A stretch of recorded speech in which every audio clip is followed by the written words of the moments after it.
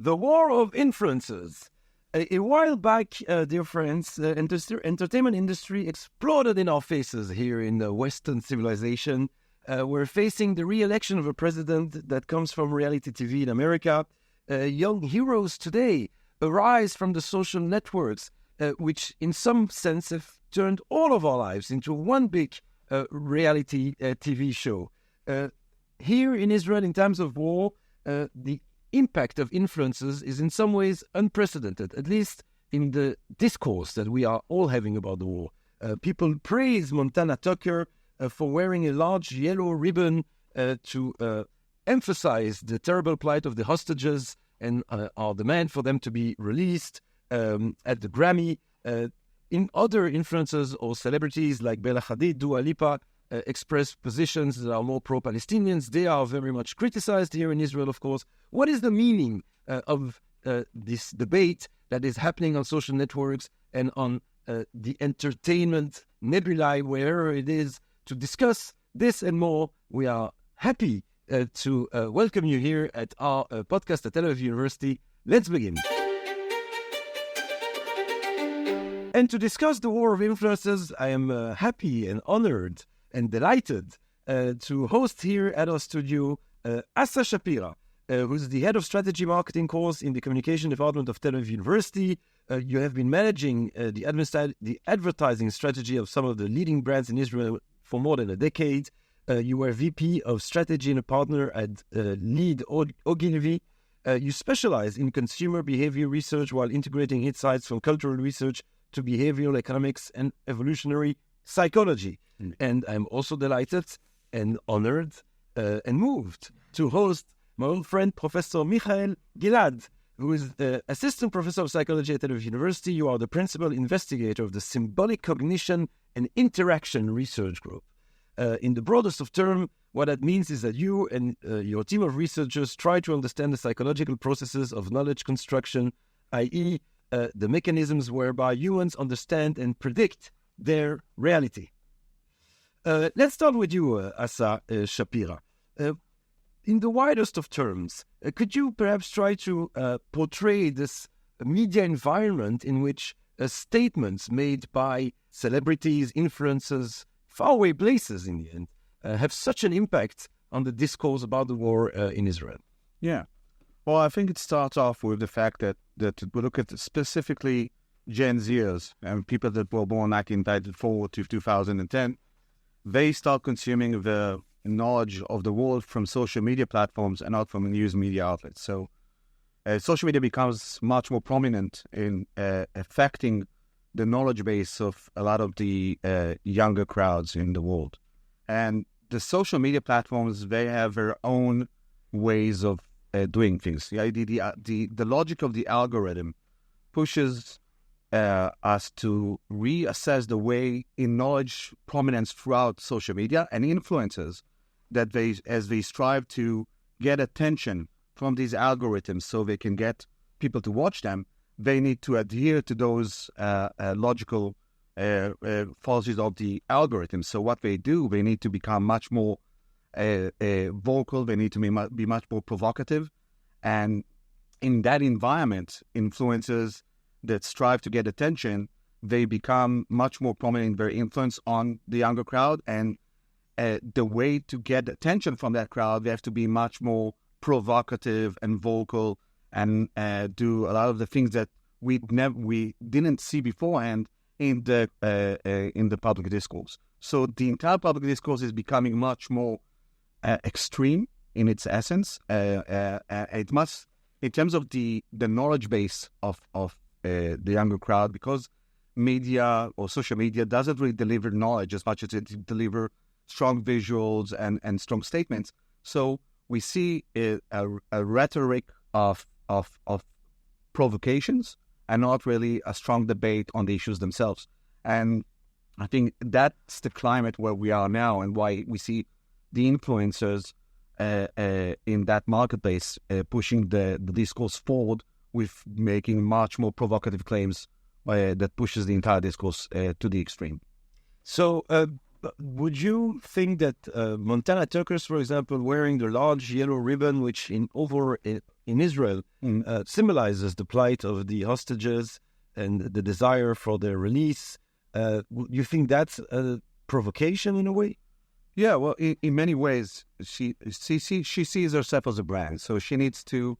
She has been harnessing her Judaism as one of the key factors that differentiate her from other influences. And she saw within, I would imagine, within the conversation that is now going on because of the war of October 7th, she saw an opportunity to push through the clutter of the social media by pushing a provocation that will make her a point in that discussion. So by actually wearing the ribbon and talking about the hostage crisis, in the Gaza, she has managed to break through the clutter and makes people notice her. So because what she strives for is attention. She needs attention as she loses her influence. And the way to do it today is to adhere to the logic of the algorithm. So she needs to be much more provocative. It's not enough for her to just be online and say, look, this is very important stuff that we all need to listen to. In order to make people listen, in order to make the entire world talk about it and prove their point, we're talking about it, okay? She needed to do this provocation. So it's a strategy. When you say celebrities, influencers are brands, what does that mean? Well, in many ways, what is a brand? A brand is a way for us to hold a place in people's brains where we maintain an association between us and associations about things that derive value that makes people choose us other people. And human brands are just the same as consumer goods. They need to be differentiated so people will choose them instead of others. So Montana Tucker, she as a brand, she needs to differentiate herself from other influencers. So if people say, hey, I would rather say look at her and not other influencers. What she needs to do is decide how does she differentiate herself. Montana Tucker, in terms of strategy, she has been using Judaism and the story of her grandparents and the fact that she's a very beautiful person. So she's been managing all these assets to make sure that she will be differentiated from others. And the fact that Judaism is a big part of her brand, she's been using it obviously within times of war in order to actually push through and make sure that she's much more known. But it's interesting that you're kind of assuming a somewhat cynical interpretation of her behavior. You're saying she's using these issues that are very provocative now in America to push through, to differentiate herself, to gain some clout and attention in what is a market that is where overexposure of everybody, and it's very difficult to find your own position. Maybe she just really wanted to use the influence that she has been able to gather to push for an issue that's close to her heart. But why does she gather influence? I mean, why do other people gather influence? Because usually if you have a mission, if you have a vision, you want to push your values through because you want to change the world for the better in the way you see fit. Many of these people, influencers as such, if they don't present us with what they want, all they strive for is the influence itself, because they use it for commercial value. So she can sell herself for other brands and get paid for it.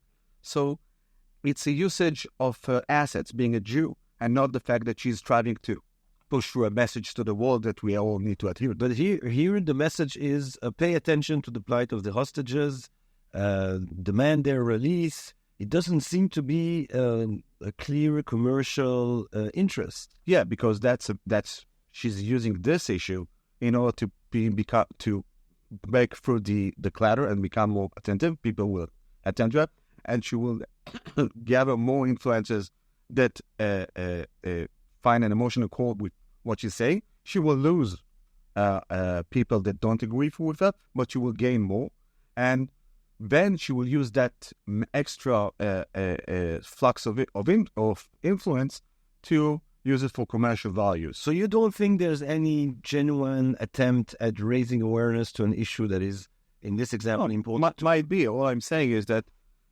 we, as I come from these discussions with those people, it's always dual discussion. So you say it might be very important for her. She's a Jew and she does suffer, I guess, from anti-Semitism around her, and specifically in social media where... And, she probably really cares about the hostage. Yeah, but it's in many ways, it's just it's an extreme version of what we see around Gen Zs always. It's basically that they go into social media to do what we call virtue signaling. What is virtue signaling? Where I present a concept to the world in order to say something about myself, because I want my friends and my social sphere to feel something about me.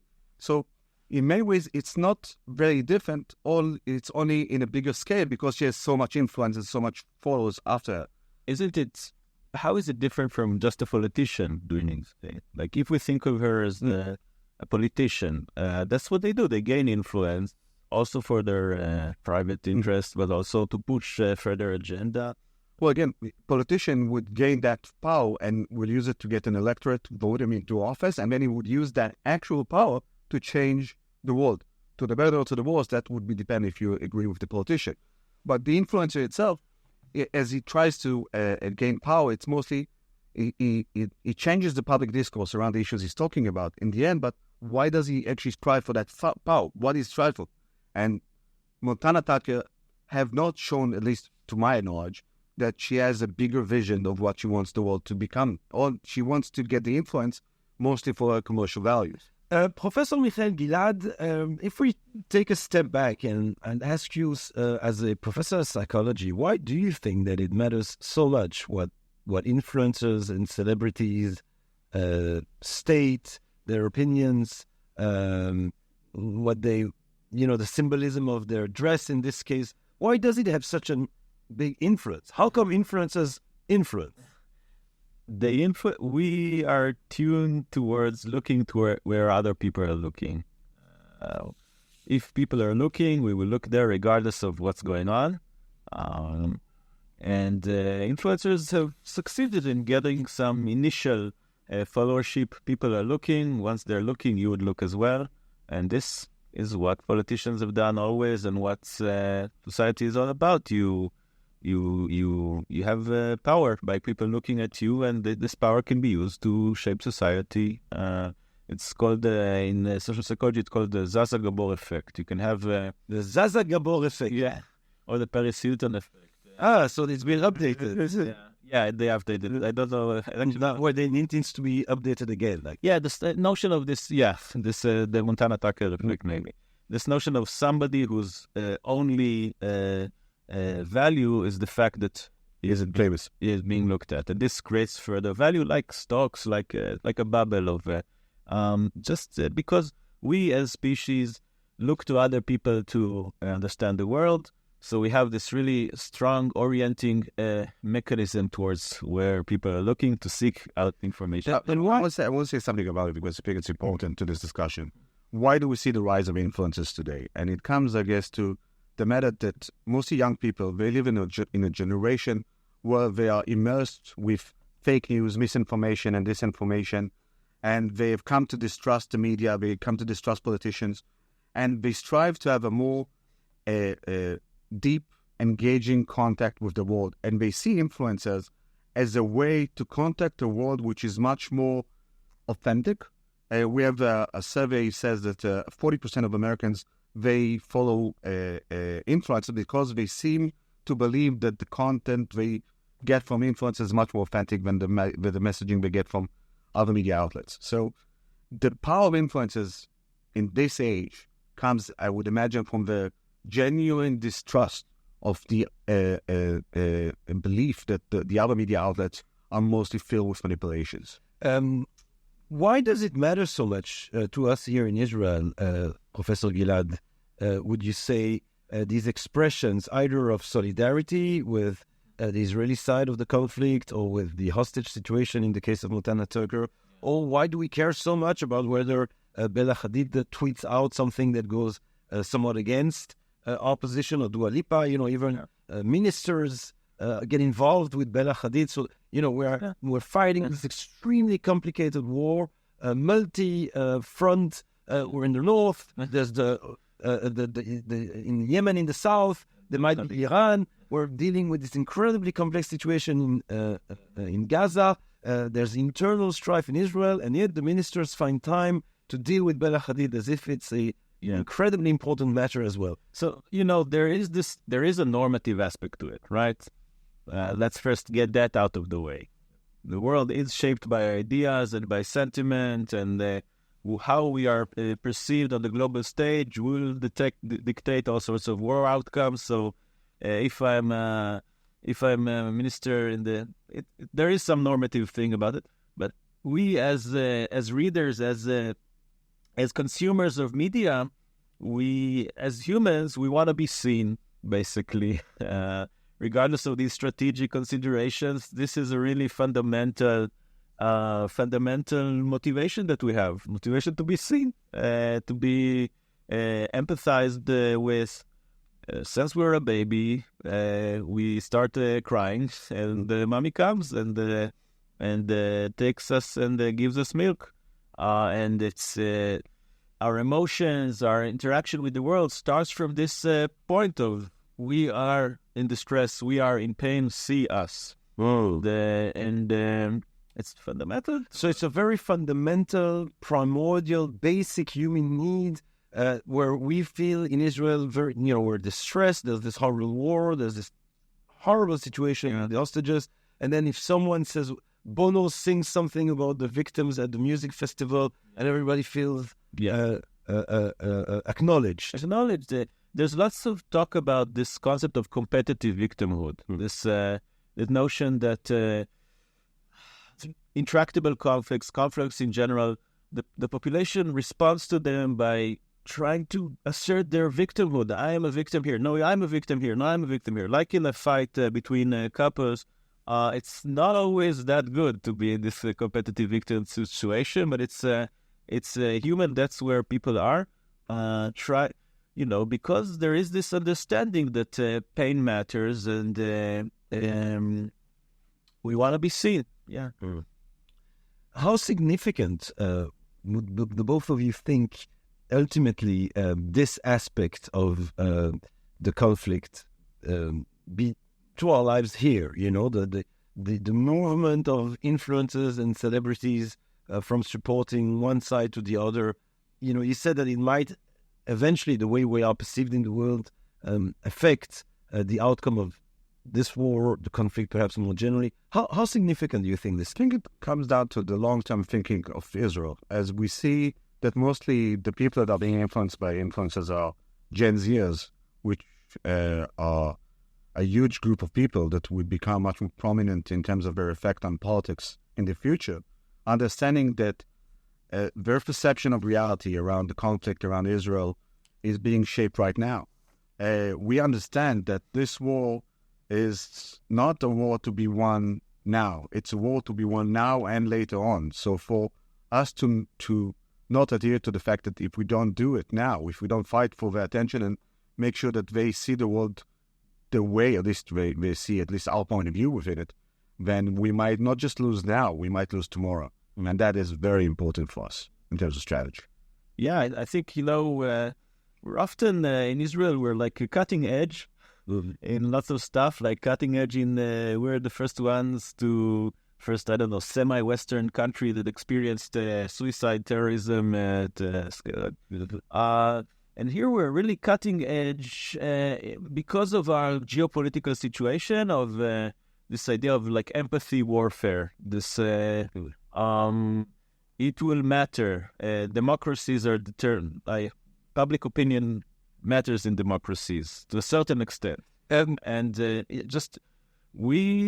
is a battle of getting empathy, crying the loudest, being the baby that is most suffering. It's determining now outcomes in war. It's not just hasbara or like propaganda. It's actually like expressing pain better, and it wasn't like this, I think, in the World War II or in the Korea or whatever. Like it was a war between bad people or bad people and good. Now it's in democracies, emotions have become a battleground. I've heard a sentence that struck to mind was say that if social media existed in 1945, Nazi Germany would win. Because the way empathy was is by the sheer number of fatalities that you crunch down and the fact that you see suffering. So you would see Dresden being vanished to the ground. You say, oh my God, we have to stop the war, ceasefire. I mean, some kind of I guess it also depends whether they had access to Facebook and Instagram in Auschwitz, I mean, because true, what you would be exposing is not only the bombing of these citizens in Dresden, also the systematic extermination of Jews and Gypsies. No, say, but in the end, what you see, you would see an empathy warfare where you would see a German saying, oh my God, my house was burned down in Dresden, and you see a Jew person in Auschwitz, and in the end, someone would call out, okay, let's do a ceasefire. So instead of having a moral statement about the situation, you would say, okay, we saw enough suffering from both sides, let's just stop. And maybe ceasefire would have worked. You can say that maybe this is a good place we're going to. Maybe this is like mutually assured destruction. So this is mutually assured empathy. Mutually assured empathy. It sounds like sounds like a pretty good thing. If the world becomes this place when people are moved by this, including people in Palestine, including people around the world in China, this would cause ceasefires that would be ceasefires. But if we're not still in the end of history, then I think that one of the problems, though, is that if you think of it on a purely emotional level without maybe a wider reasoned understanding of the conflict and the situation, is that if we think, for example, in America, a lot of people are very immediately going to respond to the dynamics of the situation in the Middle East based on the American experience. So the Palestinians are going to be the Native Americans, the Israelis are going to be the colonialists. This might have been the case clearly in America. The story here is, at the very least, different. It's a different story. It's a different immigration of populations. It's a different dynamic. So if we just take dynamics from foreign cultures but try to understand through them what is happening here, there might be some misunderstanding. I think the nuances of history are difficult, and in many ways, people's brains seek simplicity. And simplicity is just projection of what you already know onto another conflict. So I would not expect the younger crowd over the world, specifically in the United States, to become truly interested within the conflict and learn the nuances of the historical battle between Arabs and Jews. So that would make no sense. What we need to do is understand that the fact that the discourse is being simplified and to the point where it becomes almost stupid, that we need to talk in that same way. If we'll try to be trying to educate, the American crowd or whatever young crowd we're talking about, and becoming much more deliberate in terms of what you need to know so you can understand, what would find that people will just push back and say, I don't know, I don't want to know. Because we really don't. As much as we don't know anything about other conflicts around the world, we don't know because we have our own lives to live and we don't have time to actually learn stuff.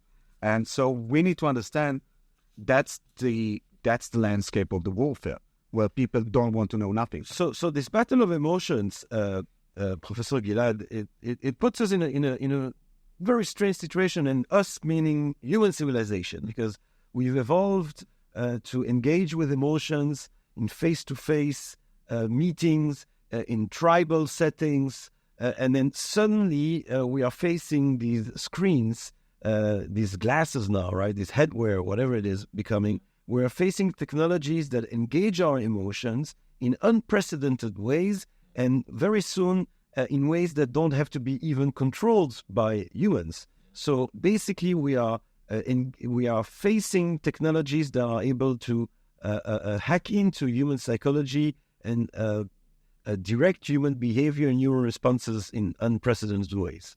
Yeah, for sure. And people are worried, to a certain extent, rightly so.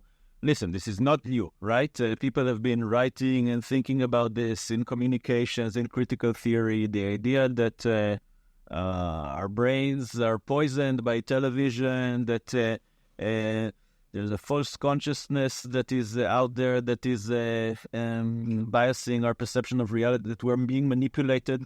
It's always been there. It was always true. the algorithms, or not necessarily even the algorithms. The algorithm optimize responsiveness, and they do. But I think the degree to which it's distributed, to which it's on a large scale and fast, makes it more efficient. Potentially allows you to do really fast experimentations. Think about science. If you want to discover something, you do lots and lots of work, and now you have big data optimization of. Actually, every single moment that we spend on social networks, we are part of an unprecedented, large, wide experiment in directing human behavior. In what works, and it's like evolution, like viruses, it happens. So one should be worried that they are being manipulated in a much more professional manner than advertising people were able to do so in the past. Yeah, and with that nudge used to sell, fast-moving consumer goods is one thing. When it's being used to sell politics, sell ideology, to change discourse, that's another thing. And I think it's a threat to democracies, because democracies has been thriving on the idea that you have a public discourse around the topic and ideas, coming forth, and the public domain within it will discuss what's better for us as a You said, Asa earlier, Asa Shapira, you said that we have no choice but to engage on this battlefield of emotions, because if we try to come with a pedagogical attitude, if you try to come and educate, you'll just be rejected. It's much more efficient to work with emotions.